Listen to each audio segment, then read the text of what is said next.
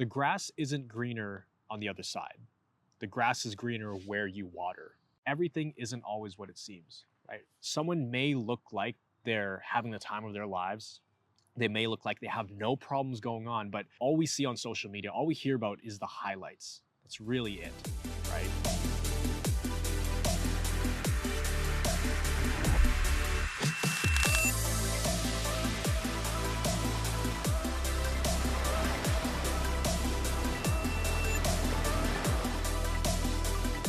How's it going, guys? Miguel here from CFS Recovery. In this video, I'm going to be talking about why you shouldn't be comparing yourself to other people's recovery journeys.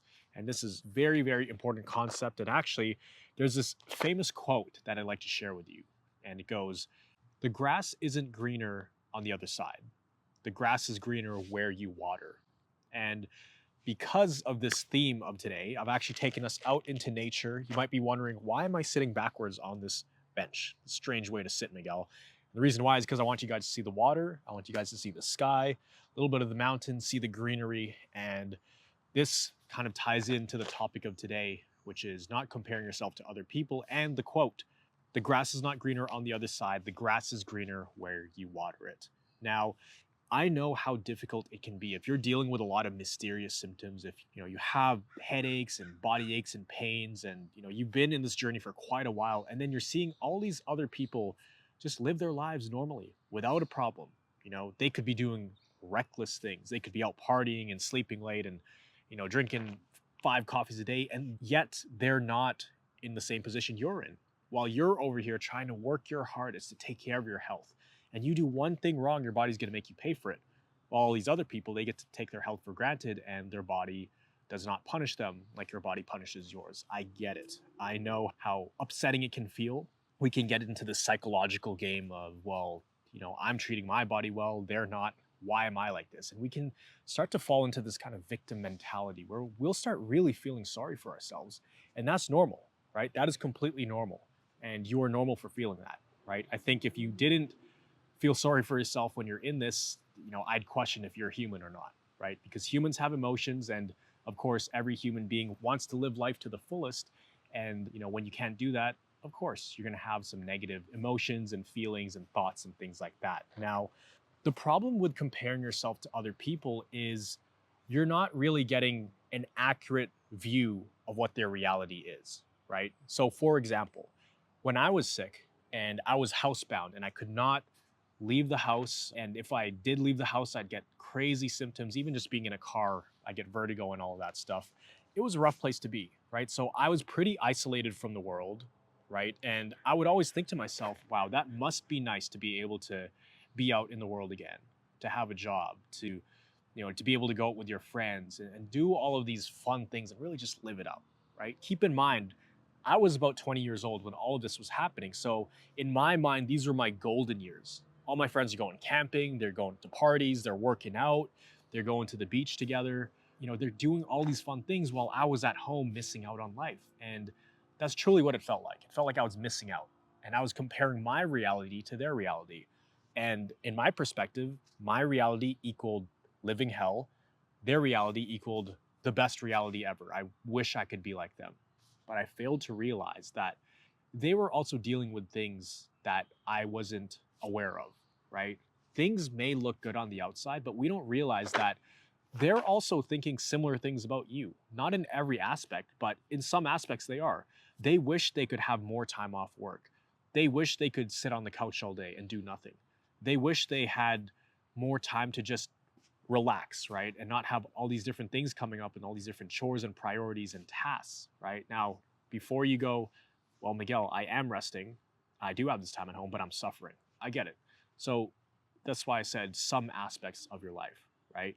Everything isn't always what it seems, right? Someone may look like they're having the time of their lives. They may look like they have no problems going on, but all we see on social media, all we hear about is the highlights. That's really it, right? And me having gone through this journey and being on the other side, there was a time when I said, if only I could walk again, all my problems would go away and I'd be so happy and I'd have no more problems at all.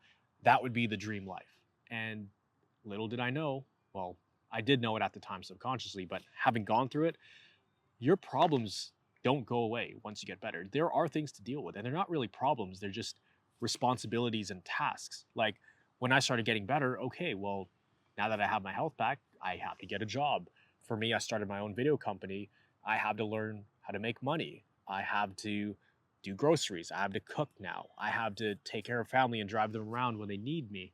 There are levels to this, right? And at every level, there are some challenges you're going to face. Now, obviously, the challenges with CFS, they're much harder than having to go and do grocery or having to go hold down a job. But there are certain aspects that we're not seeing in other people's lives when we're looking at just the highlights, right? So instead of focusing on other people and where they're at and how their life is doing and focusing all that energy comparing yourself to how you think things should be, better to focus on where you're at right now. Water your own garden, right? And your own garden, I guarantee you, it will turn out into something beautiful down the road.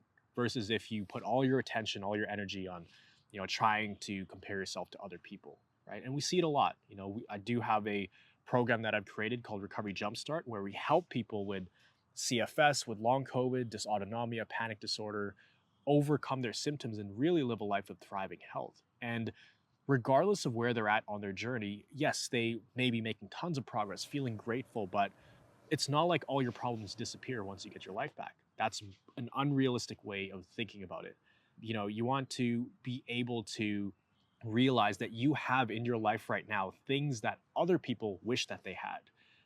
Obviously not the symptoms and all of those things, but the amount of time you have to think by yourself, maybe too much time than you'd like, but nonetheless, it is something that other people wish they had, right? Or other things like you're being shown how much your friends support you, or how much that one or two people in your life really support you, how much your family is actually there for you, right? And it's different for everybody. Maybe it's not your family, maybe it's your friends, or vice versa. But there are things that people see in your life that they wish they could have, right? So I had my friends tell me after I recovered, they said, I kind of wish I had 6 months off to just think about what I want to do with my life and just reflect.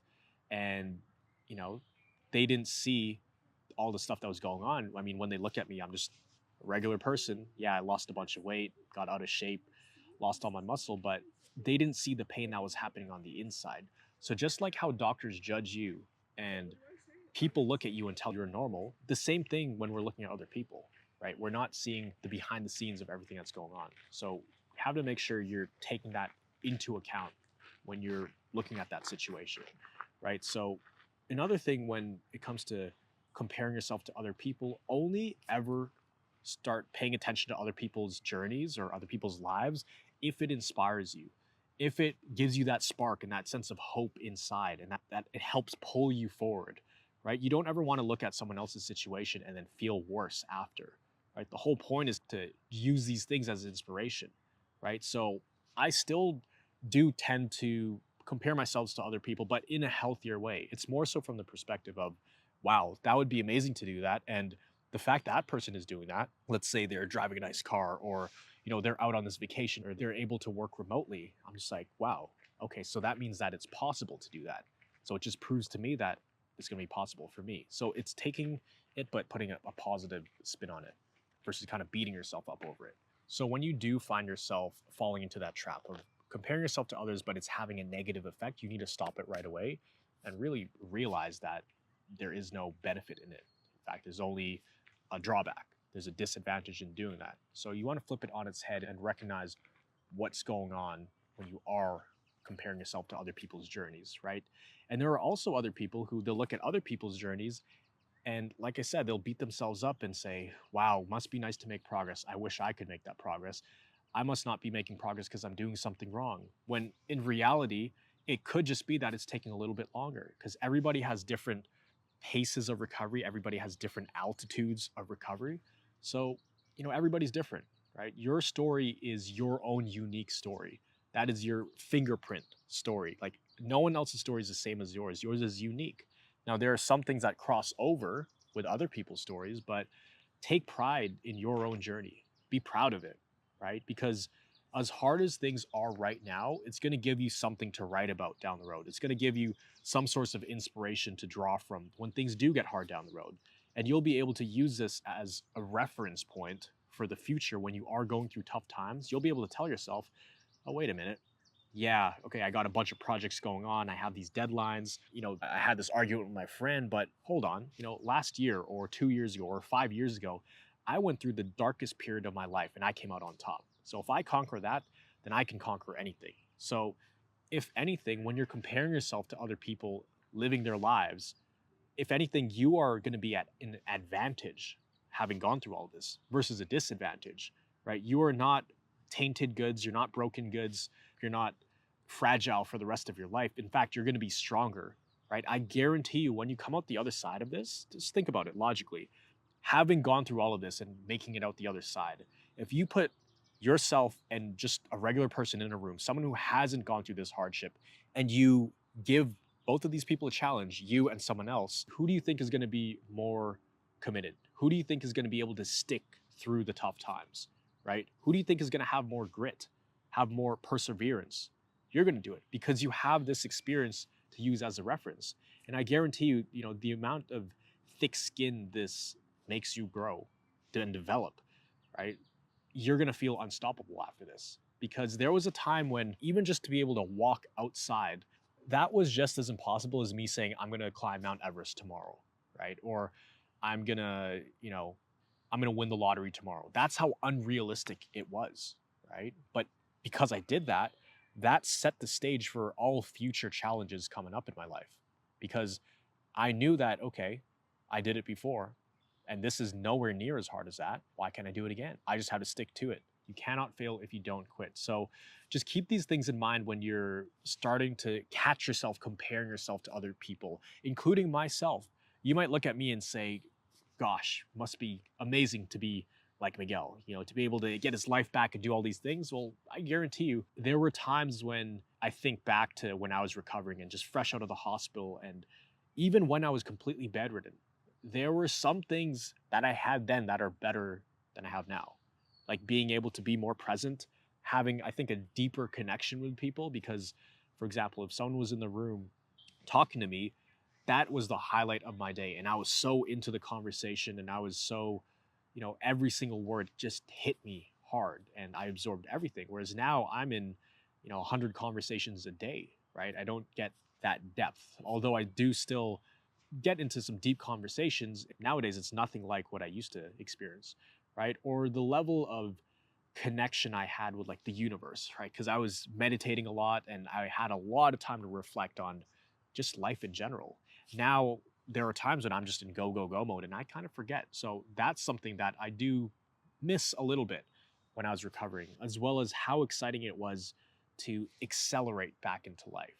When you're getting back into life, that's what I really remember. And my first year out of the hospital, honestly, hand on my heart, that was one of the most exciting years of my life.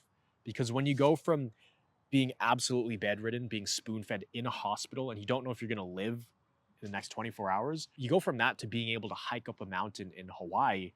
It's a feeling that I can't describe. So the contrast from being bedridden to standing on a mountain in Hawaii watching the sunrise, it's such a massive gap that so much changes between that time, right? And that all happened within 10 months. So that acceleration back into life was extremely exciting. It was every day, it's like a rush of excitement that I never felt since then. Although life is still exciting, there's a lot of things we're working on, and it's hard to replicate that feeling. And I think you can only get that feeling when you come from such a dark place, and the contrast of life is so massive. Like for me to get that same excitement, I would have to win like $100 million and be able to take my whole family on a vacation around the world and do a bunch of crazy stuff. That's the level of stimulus that I need, the level of new things that I need in order to feel that excited. So I do miss those times, but it's all a part of life. You have these times of acceleration, these times of sustaining, and just know that as you work your way out of this illness, it's going to be really exciting, especially once you start to have these mind shifts. And, we see it all the time in our Recovery Jumpstart program. It's the acceleration that's the most exciting. When you're having these massive wins, you're doing things for the first time in years and years, you're seeing other people win as well, but it's a positive kind of comparison to everybody else. That's really exciting to see. And if that's something you're interested in, if you wanted to get in a community like that, where you're seeing other people win and they're not strangers, you're actually friends with them and you get to know them by name and know their stories in a close group setting, then if that's something you're interested in, then click the link down below. You can learn more about the Recovery Jumpstart program. This is how we get people from completely bedridden to, going on vacation again, housebound to working again, being the parents they want to be, being the mother they want to be, being the father they want to be, being able to spend more time with family, right? Being able to have their social life back. Those are the things we really value in the program. And the ultimate goal is to get people thriving again, right? Not just surviving, not just getting rid of the symptoms, but how do we actually integrate back into the world and become a functioning member of society, right? If you're interested in learning more about that, click the link down below, check it out, see if it's a good fit. If it is, then fill out the application and you'd hop on a call with myself or someone on my team who has been through CFS and understands this, and we'd love to help you on your journey. But if you did get some value out of this video, if you do find yourself comparing yourself to other people and kind of beating yourself up in that way, I hope you did get lots of value out of this. Comment down below your biggest takeaway. What did you learn from this, and what might you be doing differently, moving forward? So always remember that you are a thriver and you are just one mind shift away from living life with thriving health. I'll see you in the next video.